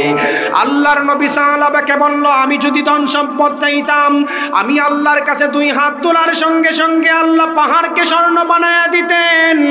আমি আর নবী যখন আল্লাহর কাছে কোনো কারণে যদি হাত তুলতাম, ধন সম্পদের কারণে যদি আমি আল্লাহর কাছে একবারও আমি হাত তুলতাম, ও সাহাবা মক্কা মদিনার সমস্ত পাহাড়গুলি হীরার টুকরা হয়ে আমার পিছনে ঘুরতো। আমি তো মানুষদেরকে ধন সম্পদ দেওয়ার জন্য দুনিয়ার মধ্যে আসি নাই। কিছুদিন যাওয়ার পরে সাহাবা আল্লাহর নবীর দরবারে হাজির হয়ে যায়। আল্লাহর নবীর দরবারে হাজির হয়ে আল্লাহর নবীকে বলল, গো আল্লাহর নবী, আপনি আমার জন্য দোয়া করেন আল্লাহ তাআলা যেন আমাকে ধন সম্পদ দান করেন। একবার নয়, 2 বার নয়, 3 বার নয়, কয়েকবার যখন ওই সাহাবা আল্লাহর নবীকে বারবারে বলার কারণে হঠাৎ একদিন আল্লাহর নবী দোয়া করলেন, ওগো আল্লাহ আপনি সাহাবাকে ধন সম্পদ দান করেন। আল্লাহর নবী যখন দোয়া করলেন, সঙ্গে সঙ্গে আল্লাহ কবুল করে নিলেন। সুবহানাল্লাহ। সাহাবা একজন ছোট ব্যবসায়ী ছিল। আল্লাহর নবী যখন দোয়া করলেন, সাহাবার ব্যবসা তখন বরকত লাগতে শুরু করলেন। সাহাবার ব্যবসা তখন দিন দিন এক্সপান্ডিং, অ্যাক্সেলারেটিং, এটা বাড়তে লাগলেন। সাহাবা যখন মদিনা শহরের মধ্যে একটা ছোটখাটো ব্যবসায়ী ছিল, আল্লাহর নবীর দোয়া করার কারণে সেই সাহাবার ধন সম্পদটা আরো বেড়ে গিয়েছেন। ধন সম্পদ বাড়ার কারণে শহরের মধ্যে ব্যবসা আর করা তার সুযোগ হচ্ছে না। শহর থেকে বের হয়ে এলাকার মধ্যে গ্রাম্য এলাকায় তিনি ব্যবসাকে বড় করে ফেললেন। সাহাবা তখন নবীকে বলতেছেন, ইয়া রাসূলুল্লাহ, আপনি দোয়া করেছেন আল্লাহ তাআলা তো ব্যবসা এত বড় করছে, এখন তো মদিনা শহরের মধ্যে আর আমি ব্যবসা করার সুযোগ পাচ্ছি না, আমি গ্রাম অঞ্চলে চলে যাই। আপনি একটু খেয়াল করে দেখবেন, আমাদের শহরের মধ্যে কিন্তু বড় কোম্পানি করা সম্ভব না। কেউ যদি বড় কোনো ব্যবসা করতে চায়, তাহলে ওই মানুষটা গ্রাম এলাকায় বিরাট জায়গা ক্রয় করে সেখানে কোম্পানি বানায়, ঠিক কিনা বলেন? সাহাবা এলাকা থেকে বের হয়ে গেছে, বের হয়ে ব্যবসাটা বড় হতে লাগলো, বড় হতে লাগলো। সাহাবা তখন বলতেছেন যে এত বড় ব্যবসা হয়েছে, এখন তো ঠিক মতো 5 ওয়াক্ত নামাজ মসজিদে পড়তে পারতেছি না। আল্লাহ নবী একদিন বলতেছেন যে সাহাবায়ে কেরাম, সাহাবা কোথায় বলো তো দেখি। বিশ্ব নবী সাল্লাল্লাহু আলাইহি ওয়াসাল্লাম সাহাবাকে যখন মদিনার মধ্যে দেখতে না পায়, সাহাবার খবর নেওয়ার জন্য সাহাবীদেরকে জানালেন, ও সাহাবী, সাহাবা কোথায়, তাকে তো আমি এখন দেখতে পাই না। সাহাবায়ে কেরাম আমার নবীকে বলল, গো আল্লাহর নবী, আপনার দোয়ার বদৌলতে সাহাবার ধন সম্পদ এত বড় হয়ে গিয়েছে, এখন মদিনা শহরের বাইরে চলে গেছে। আগে তো আপনার পিছনে 5 ওয়াক্ত নামাজ জামাতের সহিত আদায় করতো। গো আল্লাহর নবী, ব্যবসা বড় হওয়ার কারণে এখন ঠিক মতো আর 5 ওয়াক্ত নামাজের মধ্যে আসতে পারে না। আল্লাহর নবী বলেছেন, সাহাবার জন্য আমার বড় দুঃখ হয়ে যায়। কারণ হলো সমাজের মানুষ তো টাকা পয়সা হলে আর মসজিদে আসতে চায় না। আমাদের সমাজের মানুষ যখন টাকা পয়সা হয়ে যায়, আমাদের সমাজের মানুষের যখন ধন সম্পদ বেড়ে যায়, আপনি মনে রাখবেন যেই সমস্ত ধন সম্পদ আপনাকে মসজিদ থেকে দূরে নিয়ে যায়, যেই সমস্ত ধন সম্পদ আপনাকে আল্লাহর ঘর থেকে দূরে নিয়ে যায়, ইসলাম থেকে দূরে নিয়ে যায়, সেই সমস্ত ধন সম্পদ আল্লাহর গজব হয়ে যায়। আর যেই সমস্ত ধন সম্পদ আপনাকে আল্লাহর রাস্তার মধ্যে ধাবিত করে আল্লাহর সঙ্গে কানেক্ট করে দেয়, যেই সমস্ত ধন সম্পদ হওয়ার কারণে আপনি মসজিদের সাথে সম্পৃক্ত হয়ে যাবেন, মনে রাখবেন সেই সমস্ত ধন সম্পদ আল্লাহর থেকে রহমত। সুবহানাল্লাহ। আল্লাহর নবী যখন সাহাবার কথা শুনলেন, আল্লাহর নবী সাহাবাকে নিয়ে আফসোস করতে লাগলেন। এমন সময় আল্লাহ তাআলা আয়াত নাজিল করলেন, ওগো আল্লাহর নবী, যেই সমস্ত মানুষ মুসলিম রয়েছে তাদের থেকে যাকাত নেন। ওগো আল্লাহর নবী, মুসলমানদের থেকে এখন আপনি যাকাত কালেক্ট করতে থাকেন। আল্লাহর নবী এলাকার মানুষদেরকে নিয়ে, সাহাবায়ে কেরামদেরকে নিয়ে উনি একটা লিস্ট করলেন কার থেকে যাকাত আনা যায়। ঘটনাক্রমে সাহাবার নামটাও সেই যাকাতের খাতার মধ্যে উঠেছেন। আল্লাহর নবী সাহাবায়ে কেরামদেরকে যাকাত কালেক্ট করার জন্য পাঠালেন। সাহাবার কাছে যখন সাহাবায়ে কেরাম যাকাত আনার জন্য যায়, বিশ্বনবী সাল্লাল্লাহু আলাইহি ওয়াসাল্লামের চিঠি যখন নিয়ে হাজির করলেন, সাহাবা তখন সাহাবায়ে কেরামদেরকে এমন একটা জবাব দিলেন, ও সাহাবায়ে কেরাম শোনো, আমি তো দুনিয়ার মধ্যে কাফের মুশরিক নই, তোমাদেরকে আমি জিজিয়া দিয়ে এলাকার মধ্যে চলতে পারবো না, এখান থেকে চলে যাও, কিছুক্ষণ পরে আসো, আমি আমার মন মতো যাকাত দিব। নাউজুবিল্লাহ। যেই সাহাবা আল্লাহর নবীর দোয়ার কারণে ধন সম্পদ হয়েছে, সেই সাহাবার কাছে নবী পাঠাইছেন, বলতেছেন নবী তো আমার উপর বিরাট বড় এক কর চাপায়া দিছেন, জরিমানা মনে হচ্ছে। আমি কেন বললাম উম্মত ধ্বংস হওয়ার অন্যতম কারণ হচ্ছে ওয়াজ্জাকাতু মাগরামা। সমাজের মানুষ যখন যাকাতকে জরিমানা মনে করবে, আল্লাহ তাআলা তাদের চেহারা বিকৃত করে দিবেন। সাহাবা তখন বললেন, এখান থেকে চলে যান, কিছুক্ষণ পর আসেন, আমি আপনাদেরকে যাকাত দিব, আমি হিসাব করে যান। নবীর স্কেল অনুযায়ী সে যাকাত দিতে চায় না। রাসূল সাল্লাল্লাহু আলাইহি ওয়াসাল্লামের কাছে সাহাবায়ে কেরাম হাজির হলেন। হাজির হয়ে বলল, ইয়া রাসূলুল্লাহ, আপনার চিঠি দেখার পর সাহাবা এই জবাবগুলি দিয়েছেন, এই মাল দিতে রাজি, আর ভালো মাল দিতে রাজি না। সঙ্গে সঙ্গে আল্লাহ আয়াত নাজিল করেছেন, নবী হে, এমন কিছু মানুষ আপনি দেখবেন যারা আপনার কাছে ওয়াদা করবেন, আমার কাছে ওয়াদা করবেন, আল্লাহ আপনি আমাকে ধন সম্পদ দেন, আমি যাকাত দিব, কিন্তু ধন সম্পদ দেওয়ার পরে তারা আল্লাহকে ভুলে যাবে। বিশ্ব নবীর উপর যখন আয়াত নাজিল হয়ে যায়, আল্লাহর নবীকে আল্লাহ তাআলা আয়াত নাজিল করে আমার নবীকে জানালেন, ওগো আল্লাহর নবী, এমন কিছু মানুষদেরকে আপনি সমাজের মধ্যে দেখবেন, যেই সমাজের মানুষগুলি ধন সম্পদ হওয়ার আগে আল্লাহর কাছে দোয়া করেন, ওগো আল্লাহ আপনি আমাকে ধন সম্পদ দান করেন, তাহলে আমি আল্লাহর রাস্তায় বেশি বেশি দান করব। আল্লাহ তাআলা বললেন, ওগো নবী, ওই সমস্ত মানুষ যখন ধন সম্পদ হয়ে যায়, তারা দেখবেন আল্লাহর রাস্তা থেকে বিমুখ হয়ে যায়। তার বিরুদ্ধে যখন আয়াত নাজিল হয়ে যায়, সাহাবার একজন আত্মীয় আল্লাহর নবীর দরবারে থাকার সময় চিন্তা করলেন, হায় রে, সাহাবার বিরুদ্ধে মুনাফিকের আয়াত নাজিল হয়েছে। রাতের বেলায় সাহাবার দরবারে তার আত্মীয় হাজির হয়ে যায়। হাজির হয়ে বলল, মুনাফিক, যেই নবীর দোয়ার কারণে ধন সম্পদ আল্লাহ তোমাকে দান করেছেন, যেই নবীর দোয়ার কারণে তুমি ধনী হয়েছ, সেই নবী যাকাত আনার জন্য তোমার কাছে সাহাবীদেরকে প্রেরণ করেছিল, যাকাত দেও নাই, তোমার বিরুদ্ধে আয়াত নাজিল হয়েছে, তাড়াতাড়ি নবীর দরবারে যাও, তাড়াতাড়ি নবীর দরবারে গিয়ে মাফ চাও, না হলে দুনিয়াতে শান্তি পাবে না। সাহাবা তখন রাতের বেলা ভয় পেয়ে গেল, হায় রে, আমার বিরুদ্ধে আয়াত নাজিল হয়ে গিয়েছে।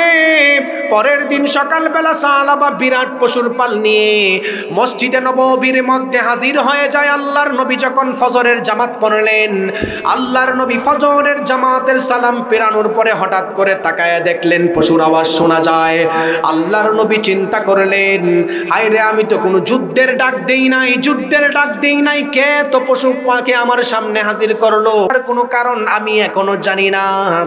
আপনারা জানলে অবাক হবেন, কাফেরদের বিরুদ্ধে যখন আল্লাহর নবী যুদ্ধের জন্য ডাক দিতেন, সেই এলাকার মানুষগুলি আল্লাহর নবীর জন্য আল্লাহর নবীকে এতটুকু মহব্বত করতেন, মুজাহিদদের জন্য নিজের ঘরের সবচাইতে দামি পশুগুলি দান করতেন। সুবহানাল্লাহ। নবী বলতেছেন, আমি তো কোনো যুদ্ধের জন্য ডাক দেই নাই, এত পশু পাখির আওয়াজ। উনি বের হয়ে দেখলেন সাহাবা বিরাট পশুর পাল নিয়ে হাজির। সালাবা আয়েশা বলতেছেন, ইয়া রাসূলুল্লাহ, আমি আমার যাকাত নিয়ে আসছি, আপনি যাকাতটা কবুল করেন। প্রথম উত্তরটা দেওয়ার কারণে আল্লাহ তাআলা সঙ্গে সঙ্গে আয়াত নাজিল করেছেন। নবী বলতেছেন, তোমার বিরুদ্ধে আয়াত নাজিল হয়েছে, তোমার যাকাত আর নেওয়া যাবে না। কত বড় মুনাফিক চিন্তা করেন। গরিব ছিল, নবীর দুয়ার কারণে ধনী হয়েছে। নবী চিঠি পাঠানোর পরে সে ঠাট্টা বিদ্রুপ করেছিল, সঙ্গে সঙ্গে আল্লাহ আয়াত নাজিল করেছেন। আর আমাদের সমাজের মানুষও যদি যাকাত নিয়ে ঠাট্টা বিদ্রুপ করে, মনে রাখবেন মুনাফিক হয়ে কবরে যেতে হবে। বিশ্ব নবীর দরবারে সাহাবা পশু পাখি নিয়ে চলে গেল। আল্লাহর নবী বললেন, তোমার বিরুদ্ধে আয়াত নাজিল হয়ে গিয়েছে, তোমার যাকাত নেওয়া যাবে না। বিশ্ব নবী সাল্লাল্লাহু আলাইহি ওয়াসাল্লাম কিছুদিন পরে মারা গেলেন, দুনিয়া ত্যাগ করলেন। সাহাবা আল্লাহর নবীর কাছে যাকাত দিতে পারেন নাই। আপনি জানলে অবাক হবেন, বিশ্ব নবী সাল্লাল্লাহু আলাইহি ওয়াসাল্লামের পরে খলিফাতুল মুসলিমিন আবু বকর রাদিয়াল্লাহু তাআলা আনহুর জমানায় সাহাবা ছাগল পশু নিয়ে হাজির হয়ে আবু বকর রাদিয়াল্লাহু তাআলা আনহুকে বললেন, আমার যাকাতটা আপনি একটু গ্রহণ করেন। আবু বকর রাদিয়াল্লাহু তাআলা আনহু তার যাকাত গ্রহণ করেন নাই। আবু বকর রাদিয়াল্লাহু তাআলা আনহু সাহাবাকে বললেন, আল্লাহর নবীর জীবদ্দশায় তোমার যাকাত গ্রহণ করেন নাই। আমি তো একজন সাহাবী, আমি একজন খলিফা, তোমার যাকাত গ্রহণ করতে পারবো না। যার যাকাত জিন্দেগি অবস্থায় নবী গ্রহণ করে নাই, আমি তোমার যাকাত গ্রহণ করতে পারবো না। আবু বকরের জমানা চলে গেল। ওমর রাদিয়াল্লাহু তাআলা আনহুর জমানার মধ্যে সাহাবা হাজির হয়ে যায়। খলিফাতুল মুসলিমিন ওমর, আপনি আমার যাকাতটাকে কবুল করেন।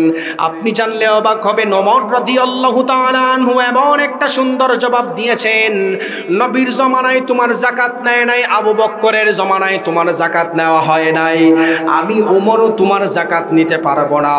ওসমান রাদিয়াল্লাহু তাআলা আনহুর জমানায় সাহাবা আল্লাহর নবীর সাহাবী ওসমান রাদিয়াল্লাহু তাআলা আনহুর কাছে হাজির হয়ে যায়। ওসমান রাদিয়াল্লাহু তাআলা আনহুকে বলতে লাগলেন, ও ওসমান, খলিফাতুল মুসলিমিন ওসমান, আপনি একটা কাজ করেন, আবু বকর তো আমার যাকাত নেয় নাই, ওমরও আমার যাকাত নেয় নাই, আপনি আমার যাকাতটাকে গ্রহণ করেন। ওসমান রাদিয়াল্লাহু তাআলা আনহু সাহাবার যাকাতকে গ্রহণ করেন নাই। ওসমান রাদিয়াল্লাহু তাআলা আনহুর জমানায় সাহাবা যাকাত না দিয়ে মারা গিয়েছেন, মুনাফিক পরিচিত হয়েছে। নাউজুবিল্লাহ। উম্মত ধ্বংস হওয়ার অন্যতম কারণ হলো ওয়াযাকাতু মাকরামা। সমাজের মানুষ যখন যাকাত দিতে চাইবে না, আল্লাহর নবী বললেন, তখন দুনিয়ার মধ্যে ধ্বংস হবে। বিশ্ব নবী সাল্লাল্লাহু আলাইহি ওয়াসাল্লামের কাছে সাহাবায়ে কেরাম বলল, গো আল্লাহর নবী, উম্মত ধ্বংস হওয়ার 15টি খারাপ অভ্যাসের মধ্যে তৃতীয় নাম্বার খারাপ অভ্যাসটা জানতে পারলাম, চতুর্থ নাম্বার খারাপ অভ্যাসটা একটু আমাদেরকে জানায় দেন। আল্লাহর নবী বললেন, উম্মত ধ্বংস হওয়ার চতুর্থ নাম্বার খারাপ অভ্যাস হলো সমাজের মধ্যে ওয়াতুআল্লিমান লিগাইরিদ্দিন, সমাজের মধ্যে দিন বিরোধী শিক্ষা ব্যবস্থা চালু হবে। আমাদের সমাজে দেখবেন ইসলাম শিক্ষার বিরুদ্ধেও কিছু মানুষ এখন সমাজের মধ্যে আছে না নাই? সন্তানদেরকে ইসলাম শিক্ষা দিতে চায় না। আল্লাহর নবী বলেছেন, ওয়াতুআল্লিমা লিগাইরিদ্দিন, শেষ জমানার মধ্যে মানুষ দিন বিরোধী শিক্ষা ব্যবস্থা চালু করবেন। যেমন আপনাদেরকে উদাহরণ দেই, আমাদের সমাজের মানুষ এখন সন্তানদেরকে কোরআন শিক্ষা দিতে চায় না, মক্তবের মধ্যে পাঠাতে চায় না, তারা তাদের সন্তানদেরকে কিন্ডারগার্টেনের মধ্যে পাঠায়। ঠিক কিনা বলেন? এই যে সমাজের মধ্যে ওয়াতুআল্লিমা লিগাইরিদ্দিন যখন ব্যাপকভাবে পরিচালিত হবে, ব্যাপকভাবে যখন এটা বেড়ে যাবে, সমাজ ধ্বংস হয়ে যাবে। কিভাবে ধ্বংস হবে? আপনার সন্তান, আমাদের সন্তান ইসলাম না শিখার কারণে, ইসলামের আইন না জানার কারণে ভুল পথে প্রতিনিয়ত চলতে থাকে। ঠিক কিনা বলেন? এর অন্যতম একটা উদাহরণ দেই, আমাদের সমাজের মানুষ দিন বিরোধী শিক্ষা ব্যবস্থা, আপনি মনে করতেছেন 2024 সালে আসছেন, না, এই দিন বিরোধী শিক্ষা ব্যবস্থা চালু হয়েছে আজকে থেকে 2 থেকে 300 বছর আগে। একটা থিসিস আপনাদেরকে শোনাই। আমি যেই বিশ্ববিদ্যালয়ে পড়াশোনা করি, আন্তর্জাতিক ইসলামী বিশ্ববিদ্যালয় চট্টগ্রাম, কোরআনিক সায়েন্স ডিপার্টমেন্ট, আমি সেখানে পড়ি। সেখানে আমাদের professor doctor Rashid Zahid sir একটি বই লিখেছেন, প্রাচ্যবাদ। এই প্রাচ্যবাদ সম্পর্কে আপনাদেরকে বলি, আল্লাহর নবী 1500 বছর আগে বলেছেন, ওয়াতুআল্লিমা লিগাইরিদ্দিন, সমাজের মধ্যে দিন বিরোধী শিক্ষা ব্যবস্থার মাধ্যমে উম্মতদেরকে ধ্বংস করা হবে। এর অন্যতম প্রমাণ আপনাদেরকে দেই, আমাদের ইউনিভার্সিটির মধ্যে একটা বই পড়ানো হয় আল কোরআনু ওয়াল মুস্তাশরিকুন। আমাদের সমাজের কিছু কিছু মানুষ আছে ওরিয়েন্টালিস্টদেরকে ভালোবাসে, যাদেরকে আরবিতে মুস্তাশরিকিন বলে, বাংলাতে যাদেরকে প্রাচ্যবাদ বলে। আমাদের সমাজের কিছু মানুষ, উচ্চ শিক্ষিত মানুষ আছে, প্রাচ্যবাদদের লেখা বই পড়ার পরে সমাজে আইসা মসজিদের হুজুরদেরকে, সমাজে আইসা মসজিদের ওলামায়ে কেরামদেরকে, সমাজে আইসা অন্যান্য মানুষদেরকে গোমরা করে ফেলে। তার অন্যতম একটা উদাহরণ আপনাদের সামনে দেই, আপনি জানলে অবাক হবেন।